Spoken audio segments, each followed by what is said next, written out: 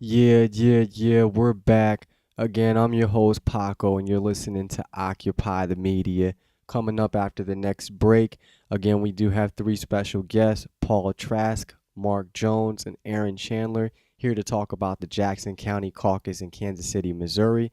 Also, want to let you know if you haven't already, visit hiddenfourthbranch.com. Again, that's hiddenfourthbranch.com and join Watch the Vote 2012. Again, Watch the Vote 2012 on Facebook.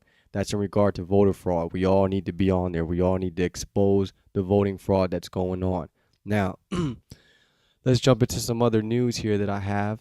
On the Ron Paul website, we have here headline Ron Paul campaign sweeps coveted contest recognizing best ads of 2012 election cycle.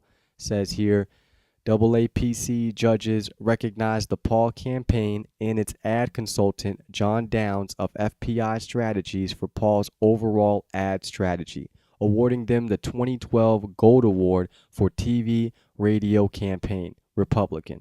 Particular honors bestowed the Paul campaign are the Bronze Award for Best Use of Negative Contrast, Republican, an honorable mention for radio in the presidential primary for its ad Life, the Gold, Silver, and Bronze Award for television in a presidential primary for the ads Big Dog and Serial Hypocrisy and Conviction, respectively. And the Gold Award for Best Use of Humor, Republican, is for Big Dog.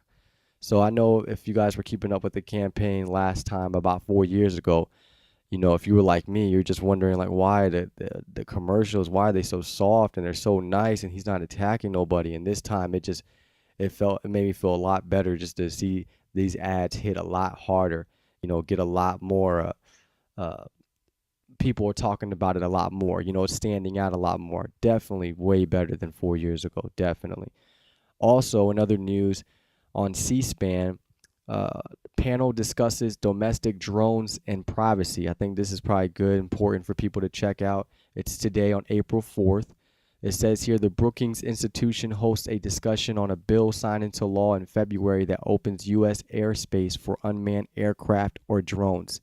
The discussion will focus on the privacy, safety, and national security implications of unmanned aircraft, including how local law enforcement might use the drones, how to ensure safety in the crowded U.S. airspace, and how to prevent use of the aircraft by domestic and international terrorists. We Americans, you're just trying to watch us. That's going to be at live at 2 p.m. Eastern Time on C-SPAN 2. So I'm pretty sure you'll be getting some pretty good, great, horrible information out of that. But we need to know about it. Government's just continuously invading our privacy and think it's okay. Well, Santorum thinks it's okay. Let's see here. In other news, I was talking about this yesterday. The feds raided Oaksterdam University. That's over in Oakland. Marijuana school, sell marijuana, I believe, as well. But this was on April 2nd. This is an article in Mother Jones, and I wanted to bring it up because it says something I think is really important. It says here the Obama administration raided more than 100 dispensaries in its first 3 years and now poised to outpace the Bush administration's crackdown record. Now, also later on it says, later, City Councilwoman Rebecca Kaplan told reporters that law enforcement should focus its resources on violent crime. We have not had crime or violence associated with our dispensaries, and that's because they've been tightly regulated. Now, I'm in California. I have my little medical card, my little illness, so I can go stop by the shop. And I'll tell you, if you're not in California, a lot of these shops, man, you know, the way that they get regulated, the way that they treat these people, you have to be in certain locations, certain counties you can't have it. You won't find it for the most part a shop in a nice downtown, upscale place. A lot of times they look, some of the places I go to, it looks like you're going to someone's apartment or someone's house. It's in the cut. It's small. Like they don't want people to know about it. It isn't heavily advertised. And and still, even with it being that way and being somewhat hidden, I don't hear about all this crime going on around these shops. I don't hear about a whole bunch of robberies and things going on. I'm not saying that never happens. It happens anywhere. But, this is the federal government just making up excuses, coming in, and they also said yesterday when I reported it that they can't tell us why. All they can say is it's an ongoing federal investigation. That's all they're going to say, while they just, meanwhile, just ruining someone's life, a bunch of people's lives, ruining their education, trying to take away people's future in this field. And it is a trade, just like anything. So if you're in California, you believe in smoking marijuana, or you know people that are ill, then we got to fight for that. It's not just about getting high. You know what I'm saying? It's about our rights. And another headline says lawmakers, because they responded to this, lawmakers in 5 states tell the feds to back off medical marijuana, which is awesome. I'm so glad they're doing this. Elected lawmakers in 5 states have a message for the federal government: don't interfere with state medical marijuana laws. In an open letter to the federal government, lawmakers from both sides of the political aisle called on the government to stop using scarce law enforcement resources on taking pot away from medical marijuana patients. States with medical marijuana laws have chosen to embrace an approach that is based on science, reason, and compassion. We are lawmakers from these states, the lawmakers explained in their letter.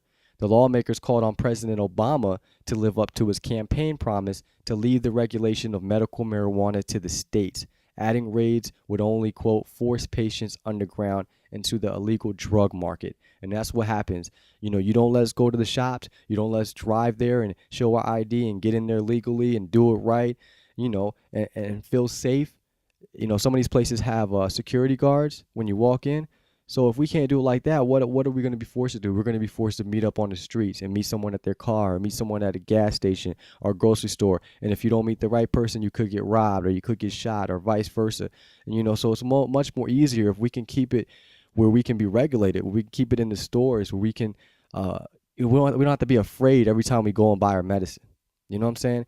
And I'm glad these lawmakers are stepping up. This is at the Huffington Post. You can read the letter that they wrote, and all the representatives and the lawmakers that are speaking up.